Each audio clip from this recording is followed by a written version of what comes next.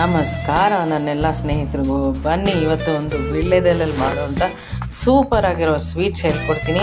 ಎಲ್ಲ ಮಕ್ಕಳು ದೊಡ್ಡವರು ಎಲ್ಲ ಇಷ್ಟವಾಗಿ ತಿನ್ನುವಂಥ ಸ್ವೀಟ್ ಇದು.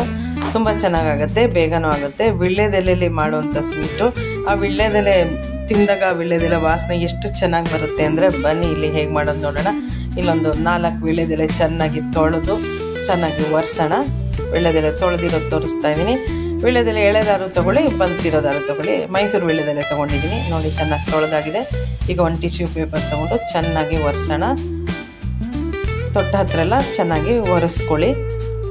4 ವೀಳ್ಯದೆಲೆನ ಚೆನ್ನಾಗಿ ಒರೆಸಿ ನೋಡಿ, ಚೆನ್ನಾಗಿ ಒರೆಸ ನೋಡಿ. ಈ ಥರ ಚೆನ್ನಾಗಿ ಕಳಕಳ ಅಂತಿರೋ ವೀಳ್ಯದೆಲೆ ತೊಗೊಂಡ್ರೆ ತುಂಬ ಚೆನ್ನಾಗಾಗುತ್ತೆ, ತುಂಬಾ ಚೆನ್ನಾಗಿರುತ್ತೆ. ನೋಡಿ ಈ ಥರ ಸ್ವೀಟ್ ಮಾಡಿ ನೋಡಿ ಒಂದ್ಸಲ, ಖಂಡಿತ ಇಷ್ಟಪಡ್ತೀರಾ. ಇದರದ್ದು ತೊಟ್ಟು ತೆಗೆದುಬಿಡೋಣ. ತೊಟ್ಟು ತೆಗೆದು ವೀಳ್ಯದೆಲೆನ ಮುರಿದು ಒಂದು ಚಟ್ನಿ ಜಾರು, ಮಿಕ್ಸಿ ಜಾರಲ್ಲಿ ಹಾಕ್ಕೊಳ್ಳೋಣ. ತುಂಬ ರುಚಿಯಾಗಿರುತ್ತೆ ಮಾತ್ರ, ಮಾಡಿ ನೋಡಿ. ಸುಮ್ಮನೆ ಹೀಗೆ ಒಂದು ಚೂರು ಪೀಸ್ ಮಾಡಿ ಮಿಕ್ಸಿ ಜಾರ್ ಒಳಗೆ ಹಾಕ್ಕೊಳ್ಳೋಣ. ಈಗ ಇದಕ್ಕೆ ಒಂದು 5 ಏಲಕ್ಕಿ, ಹಸಿರು ಏಲಕ್ಕಿ ಹಾಕೋಣ. ಇದನ್ನು ಫಸ್ಟ್ ಒಂದ್ಸಲ ಗ್ರೈಂಡ್ ಮಾಡ್ಕೊಳ್ಳೋಣ. ಈಗ ತರಿಯಾಗಿ ಒಂದ್ಸಲ ಗ್ರೈಂಡ್ ಮಾಡ್ಕೊಳ್ಳೋಣ. ಮೊದಲೇ ಬೇರೆ ಇಂಗ್ರೀಡಿಯೆಂಟ್ ಎಲ್ಲ ಹಾಕ್ಬಿಟ್ರೆ ನುರಿಯಲ್ಲ, ಅದರಿಂದ ನೋಡಿ ಈ ಥರ ಒಂದು ತರಿಯಾಗುತ್ತೆ. ಇದನ್ನು ಮಾಡ್ಕೊಳ್ಳೋಣ. ಈಗ ಇದಕ್ಕೆ ಏನೇನು ಹಾಕೋಣ ನೋಡೋಣ ಬನ್ನಿ, ಏನೇನು ಹಾಕೋದು ಅಂತ. ಈಗ 1 ಬಟ್ಲಷ್ಟು ಹಾಲಿನ ಪುಡಿ ಹಾಕೋಣ. ಹಾಲಿನ ಪುಡಿ ಹಾಕ್ತಾ ಇದ್ದೀನಿ. ಯಾವ ಬಟ್ಲಲ್ಲಿ ಹಾಲಿನ ಪುಡಿ ಹಾಕಿದ್ವೋ ಅದೇ ಬಟ್ಲಲ್ಲಿ 1 ಬಟ್ಲು ಹಾಲು ಹಾಕೋಣ. 1 ಕಪ್ ಅಳತೆ ಇದೆ ಇದು. ಓಕೆ, ಈಗ ಹಾಲು ಹಾಕೋಣ. ಹಸಿ ಹಾಲಾದರೂ ಸರಿ, ಆರಿಸಿರೋ ಹಾಲಾದರೂ ಸರಿ, ಯಾವ್ದಾದ್ರು ಹಾಲು ಹಾಕ್ಕೊಳ್ಳಿ. ಇಷ್ಟನ್ನು ಹಾಕ್ಕೊಂಡು ಈಗ ಇದನ್ನು ಚೆನ್ನಾಗಿ ಗ್ರೈಂಡ್ ಮಾಡಿ ನೋಡಿ. ಈ ಥರ ನೋಡಿ, ಎಷ್ಟು ಒಳ್ಳೆ ಹಸಿರು ಕಾಣಿಸ್ತಿದೆ ಅಲ್ವಾ, ಪಿಸ್ತಾ ಥರ ಕಾಣಿಸ್ತಾ ಇದೆ ನೋಡಿ. ಈ ಥರ ಒಂದು ಪೇಸ್ಟ್ ಮಾಡಿ ಇಟ್ಕೊಳ್ಳೋಣ. ಇದನ್ನು ಪಕ್ಕಕ್ಕೆ ಇಡೋಣ. ಇವಾಗ ಒಂದು ದಪ್ಪ ತಳದ ಬಾಣಲೆನ ಸ್ಟವ್ ಮೇಲೆ ಇಡೋಣ.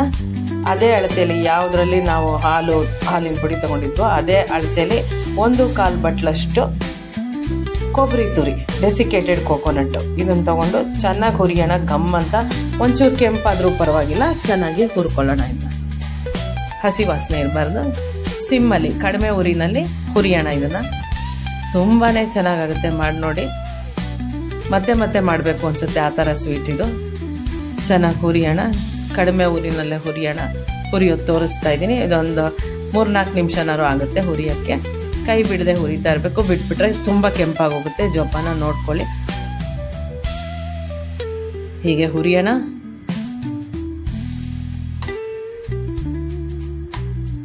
ಗಮ್ಮನವ್ರಿಗೆ ಹುರಿಯೋಣ. ಈಗ ಇದಕ್ಕೆ ರುಬ್ಬಿದ ವೀಳ್ಯದೆಲೆ ಪೇಸ್ಟ್ ಹಾಕೋಣ. ಹಾಲಿನ ಪುಡಿ ಎಲ್ಲ ಸೇರ್ಕೊಂಡಿರೋದ್ರಿಂದ ಗಮ್ಮಂತ ಇದೆ, ಏಲಕ್ಕಿ ಎಲ್ಲ ಹಾಕಿರೋದ್ರಿಂದ. ಇದನ್ನ ಚೆನ್ನಾಗಿ ಮಿಕ್ಸ್ ಮಾಡೋಣ. ಕಡಿಮೆ ಊರಿನಲ್ಲೇ ಹುರಿತಾ ಇರೋಣ. ಆ ನೀರಿನ ಭಾಗ ಎಲ್ಲ ಹೋಗಿ ಒಂದು ಸ್ವಲ್ಪನೂ ಕೈಗೆ ಅಂಟ್ಕೊಳ್ದೆ ಇರೋಂಗೆ. ಈಗ ನೋಡಿ ಸಕ್ಕರೆ ಪುಡಿ ಹಾಕೋಣ.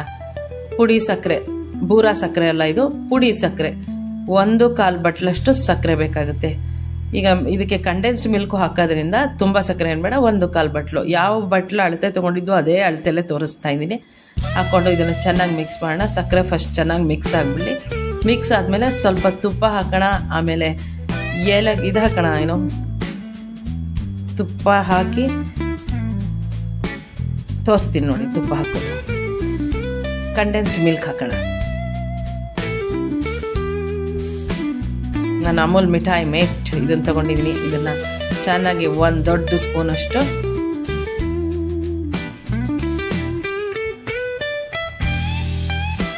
ಕಂಡೆನ್ಸ್ಡ್ ಮಿಲ್ಕ್ ಹಾಕೋಣ. ಎಲ್ಲನೂ ಮಿಕ್ಸ್ ಮಾಡೋಣ.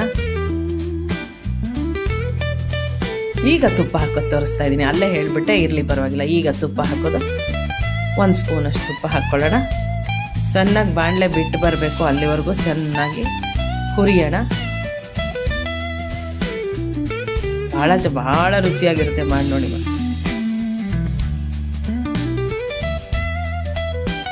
ಈಗ ನೋಡಿ ಆಗ್ತಾ ಬಂತು. ಇನ್ನೇನು ಬಾಣಲೆ ಬಿಟ್ಟು ಬರ್ತಾ ಇದೆ, ಅಂಟ್ಕೋಬಾರ್ದು ನೋಡಿ. ಈ ಕನ್ಸಿಸ್ಟೆನ್ಸಿಗೆ ಮಾಡ್ಕೊಳ್ಳೋಣ. ತೋರಿಸ್ತೀನಿ. ಇನ್ನೂ ಒಂದು 2 ನಿಮಿಷ ಹುರಿಬೇಕು. ಕೈ ಬಿಡದೆ ಹುರಿಬೇಕು. ನೋಡಿ ಈಗ ಆಗ್ತಾ ಬಂದಿದೆ. ಆಗಿದೆ ನೋಡಿ. ಇಷ್ಟ ಆದರೆ ಸಾಕು ನೋಡಿ, ಕೈಗೆ ಅಂಟ್ಕೊಳ್ಳಲ್ಲ ಈಗ ಮುಟ್ಟು ನೋಡಿ ಬೇಕಾದರೆ. ಈಗ ಇದನ್ನು ಸ್ವಲ್ಪ ಆರಕ್ಕೆ ಇಟ್ಬಿಡೋಣ. ಕೈ ಒಂದು ಸ್ವಲ್ಪ ಜಿಡ್ ಮಾಡಿಕೊಂಡು ತುಪ್ಪ ಸವರ್ಕೊಳ್ಳೋಣ ಕೈಗೆ. ಒಂದೊಂದೇ ಉಂಡೆ, ಒಂದು ನಿಂಬೆ ಗಾತ್ರದಷ್ಟು ಉಂಡೆ ಮಾಡಿ ಎಲ್ಲನೂ ಎತ್ತಿಟ್ಕೊಳ್ಳೋಣ.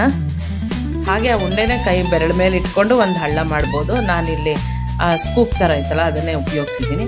ಮಾಡಿಬಿಟ್ಟು ಈ ಥರ ಕೈ ಮೇಲೆ ಹಾಕ್ಕೊಳ್ಳೋಣ. ಒಳ್ಳೆ ಶೇಪ್ ಕೊಡೋಣ. ಒಂದು ಹಳ್ಳ ಮಾಡಿರೋಣ ಇದರೊಳಗೆ. ಇದನ್ನ ಈಗ dry coconut powder, desiccated coconut ಪೌಡ್ರಲ್ಲಿ ಉರುಳಿಸೋಣ. ಈ ಥರ ಎಲ್ಲನೂ ಒಂದೊಂದು ಉಂಡೆ ಮಾಡಿಕೊಂಡು ಆ ಥರ ಕೊಬ್ಬರಿನಲ್ಲಿ ಉರುಳಿಸಿ ರೆಡಿ ಮಾಡಿ ಇಟ್ಕೊಳ್ಳೋಣ. ಈಗ ಬನ್ನಿ ಇದಕ್ಕೆ ಒಂದು ಸ್ಟಫಿಂಗ್ ರೆಡಿ ಮಾಡ್ಕೊಳ್ಳೋಣ. ಈ ಥರ ಬಟ್ಲು ಯಾವ ಶೇಪಿಗೆ ಬೇಕಾದ್ರೂ ಮಾಡ್ಕೊಳ್ಳಿ ನೀವು. ಈಗ ಒಂದು ಬಾಣಲೆ ಇಡೋಣ. ಅದಕ್ಕೆ 1 ಸ್ಪೂನಷ್ಟು ಒಳ್ಳೆ ತುಪ್ಪ ಹಾಕೋಣ. ಸ್ವಲ್ಪನೇ ಸಾಕು, ತುಪ್ಪ ಏನು ಜಾಸ್ತಿ ಬೇಡ. ಇದಕ್ಕೆ ಚೆನ್ನಾಗಿ ಬಾದಾಮಿ, ಗೋಡಂಬಿ, ಪಿಸ್ತಾ, ದ್ರಾಕ್ಷಿ ಇಷ್ಟನ್ನು ಕಟ್ ಮಾಡಿ ಇಟ್ಕೊಂಡಿದ್ದೀನಿ. ಇಷ್ಟನ್ನು ಹಾಕಿ ಒಳ್ಳೆ ಗಮ್ ಅಂತ ಗೋಲ್ಡನ್ ಕಲರ್ಗೆ ಹುರ್ಕೊಳ್ಳೋಣ. ಹಾಗೆ ಮಧ್ಯ 1 ಸ್ಪೂನಷ್ಟು ಟೂಟಿ ಫ್ರೂಟಿನೂ ಹಾಕೋಣ. ಇದರಲ್ಲಿ ಒಂದೇ ಕಲರ್ ಚೂಸ್ ಮಾಡ್ಬೋದು, ಇಲ್ಲ ಡಬಲ್ ಕಲರು, ಇಲ್ಲ ನಾನು ಮಲ್ಟಿ ಕಲರ್ ತೊಗೊಂಡಿದ್ದೀನಿ ಚೆನ್ನಾಗಿ ಕಾಣಲಿ ಅಂತ. ಸೊ ಇದನ್ನು ಒಂದು ಸುತ್ತು ಹುರ್ಕೊಳ್ಳೋಣ. ಎಲ್ಲ ಗರಿ ಗರಿಯಾಗಿ ಆಗಬೇಕು. ರೆಡಿನೇ ಆಗೋಯ್ತು ನೋಡಿ. ಬಟ್ಲು ರೆಡಿ ಮಾಡಿದ್ದೀವಿ. ಅದರೊಳಗೆ ಇದನ್ನು ತುಂಬೋಣ. ನಾನು ಆ್ಯಕ್ಚುಲಿ ಗುಲ್ಕನ್ ಹಾಕೋಣ ಅಂದ್ಕೊಂಡೆ. ಗುಲ್ಕನ್ ಹಾಕಿದ್ರೆ ಅದರದ್ದು ಟೇಸ್ಟ್ ಜಾಸ್ತಿ ಆಗ್ಬಿಟ್ಟು ಇದ್ರದ್ದು ವೀಳ್ಯದೆಲೆನ ವಾಸನೆನ ಹೊಡೆದಾಕ್ಬಿಡುತ್ತೆ. ಅದರಿಂದ ಬೇಡ ಅಂದ್ಬಿಟ್ಟು ಗುಲ್ಕನ್ ಹಾಕಲಿಲ್ಲ ನಾನು. ಇಷ್ಟೇ ಸಾಕಾಯಿತು. ತಿನ್ನಕ್ಕಂತೂ ಭಾಳ ರುಚಿ, ನೋಡೋಕ್ಕೂ ತುಂಬಾ ಚೆನ್ನಾಗಿರುತ್ತೆ. ಮಾಡಿ ನೋಡಿ ಸ್ನೇಹಿತರೆ. ನೋಡಿ ರೆಡಿನೇ ಆಗೋಯ್ತು. ಈ ಥರ ಎಲ್ಲದಕ್ಕೂ ಒಂದು ಸ್ವಲ್ಪ ಡ್ರೈ ಫ್ರೂಟ್ಸ್ ಹುರ್ಕೊಂಡಿರೋದನ್ನ ತುಂಬೋಣ. ವೀಳ್ಯದೆಲೆ ಬಟ್ಲು, ಬಟ್ಲು ರೆಡಿನೇ ಆಗೋಯ್ತು. ಭಾಳ ಚೆನ್ನಾಗಿರುತ್ತೆ. ಮಾಡಿ ನೋಡಿ. ಹಬ್ಬಗಳೆಲ್ಲ ಮಾಡೋಕ್ಕೆ, ಹಬ್ಬಗಳಲ್ಲೆಲ್ಲ ಮಾಡಿಟ್ರೆ ತುಂಬ ಚೆನ್ನಾಗಿರುತ್ತೆ. ಎಲ್ಲರೂ ಇಷ್ಟಪಡೋ ಅಂಥದ್ದು.